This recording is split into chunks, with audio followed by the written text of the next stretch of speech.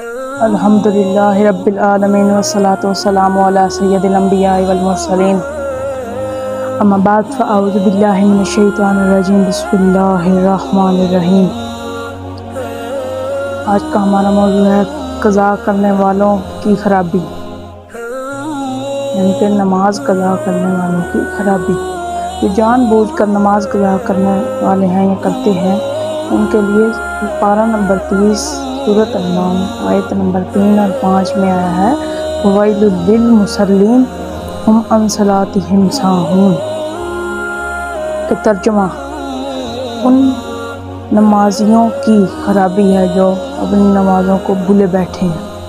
سورۃ المعون کی آیت نمبر 5 ہم عن صلاتہم ساہون کے بارے میں حضرت سیدنا سعد بن ابی وقاص نے رسالت مآب صلی اللہ علیہ وسلم کی بارگاہ اقدس میں استفسار کیا تو آپ صلی اللہ علیہ وسلم نے ارشاد فرمایا ان لوگوں سے مراد جو نماز وقت گزار کر ادا کرتے ہیں، جان بوجھ کر۔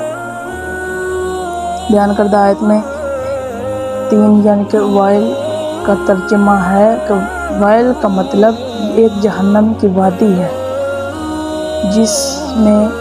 جس سے یعنی کہ جہنم خود بھی پناہ مانگتا ہے۔ تو اسی بات پر ایک اور بزرگ فرماتے ہیں جو جان بوجھ کر نماز مستحق کرتے ہیں، جو کہ جان بوجھ کر نماز قضا کرتے ہیں، وہ اس کے مستحق ہیں، وہ اس ویل نامی وادی میں ڈالے جائیں۔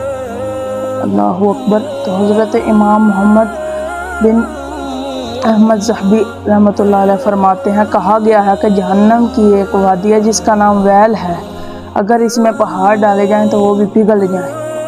اس کی اتنی زیادہ گرمی، اس کی اتنی زیادہ شدت، اس میں وہ لوگ ڈالے جائیں گے جو نماز جان بوجھ کر قضا کرتے ہیں، وہ اس کے مستحق ہیں اور وہ اپنی کوتاہی پر نادم نہ ہو، پریشان نہ ہو، شرمندہ نہ ہو، وہ اس وادی کے مستحق ہے۔ ہمیں چاہیے کہ ہم 5 وقت کی نماز باقاعدگی سے ادا کریں۔ اگر نماز کے وقت کعبۃ اللہ کا طواف رک سکتا ہے تو ہمارے دنیا داری کے کام کیوں نہیں۔ اللہ ہم سب کو عمل کی توفیق عطا فرمائے۔ جزاک اللہ خیر۔